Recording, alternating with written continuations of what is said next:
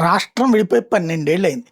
ఆంధ్రప్రదేశ్‌ని పరిపాలిస్తున్న ఇప్పుడున్న తెలుగుదేశం కూటమి గావచ్చు, అంతకుముందున్న వైఎస్ఆర్ కాంగ్రెస్ పార్టీ గావచ్చు, అందరికీ కోట్లకి కోట్ల ఆస్తులున్నాయి.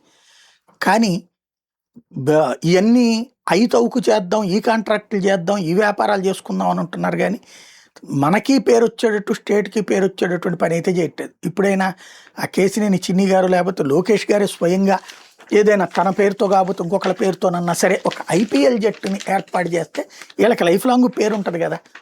ఇప్పుడు హైదరాబాద్ మీద చెన్నై గెలుపు, బెంగుళూరు మీద హైదరాబాద్ గెలుపు, ఢిల్లీ మీద చెన్నై గెలుపు, ఇట్లాగా సన్ రైజర్స్ హైదరాబాద్ తెలంగాణలో కూడా ఎవరు లేక తమిళనాడోళ్ళొచ్చి అక్కడ హైదరాబాద్ జట్టుని పెట్టుకున్నారు.